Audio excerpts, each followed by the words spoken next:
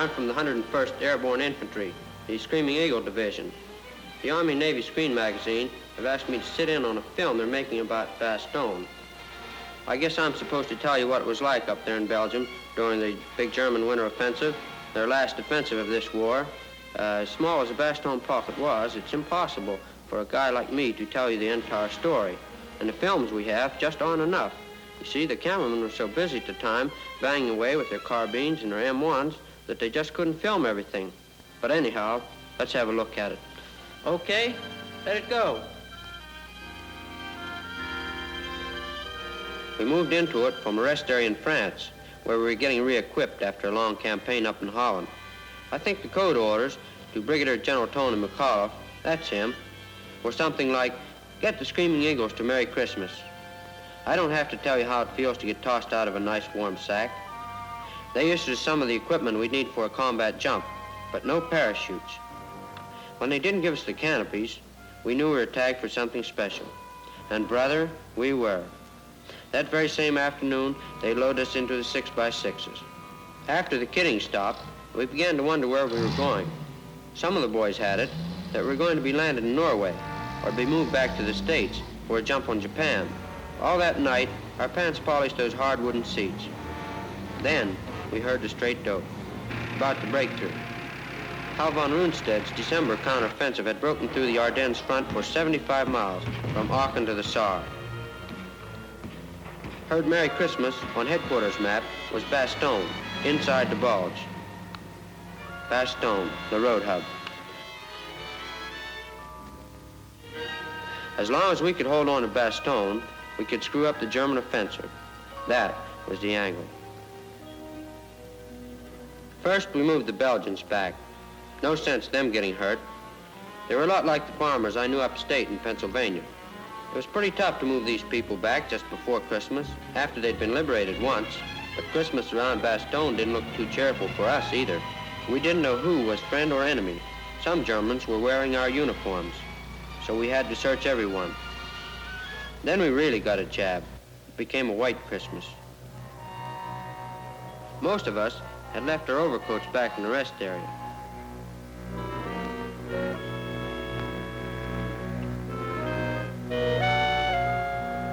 We didn't even warm up when the battle started, and it was hot. Lots of fellows got it right away. See that guy? Bobby Leaking.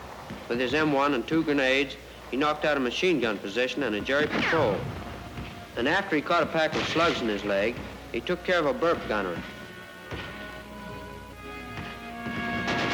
That's the way it was all around the rim the week before Christmas. Tuesday, Wednesday, Thursday, and Friday. We lost damn near everything. Our quartermaster unit, our ordnance, tanks, trucks, and more important, a lot of good guys.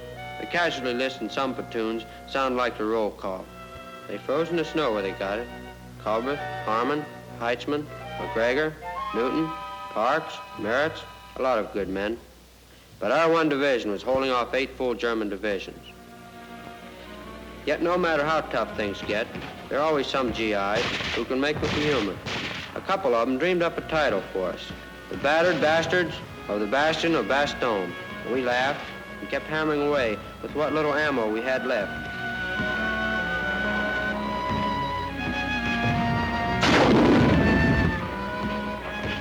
Then on Friday, Black Friday, the Germans made one of their biggest mistakes. They sent us an ultimatum. Surrender or be annihilated by artillery. 2 hours to answer. General McAuliffe answered with one 4-letter word. He wrote to the German commander, nuts. One of the boys had to explain the meaning to the Kraut commandant. He stated it was just GI American for go to hell. The Krauts answered our 4-letter word with one of their own. Fire. They poured it on. 88s and screaming memes.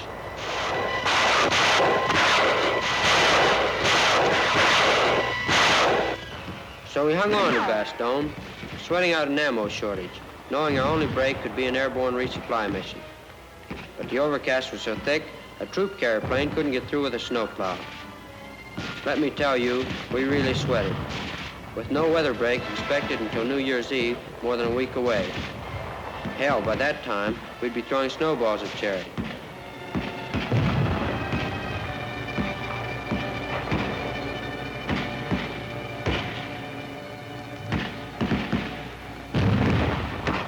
All we could do was hold on and pray. And we prayed. We prayed for a sunrise. We prayed for the skies to open.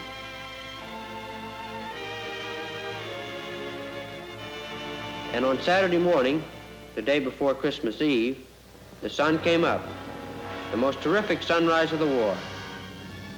And in the sunlight were the C-47 sky trains. Sky full of Douglas Dakotas and Waco gliders as far as you could see.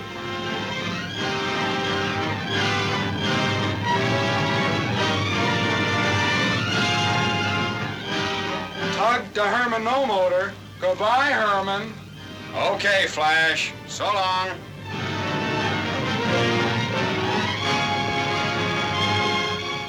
Look at them, the guys of the 9th Troop Carrier Command, barreling right through the flak and ground fire.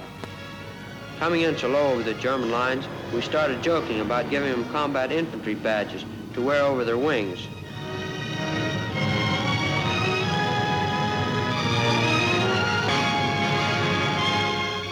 Jerry is pushing up plenty of flak, and there are plenty of flamers, yet those hot rocks keep coming in, without armor or fighter cover.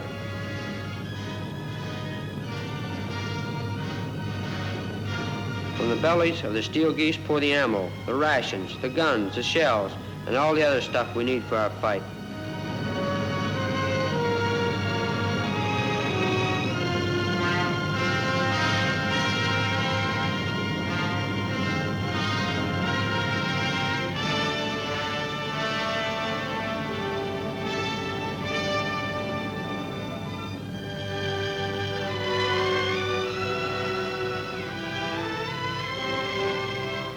And in the gliders, more supplies, and medics, surgical teams.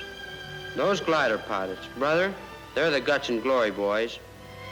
After bringing in their glue and fabric crates, they jumped out, grabbed guns, and got in a line with the rest of us for the 1,500 tons of stuff the 9th Troop Carrier Command brought us in time for Christmas. So Christmas Eve, we tossed a party. We let the crowds come in close, let them think their tanks had cleared the way. Then we opened up. It was really a surprise party. You could hear them hollering comrade, begging for mercy, asking for a break. Oh, sure. We gave them a break, the kind they'd been giving everybody else. We broke them, all the way down. And when we nailed them wearing civilian and GI clothes, we took good care of them, too. The German supermen. They didn't know what the hell had happened.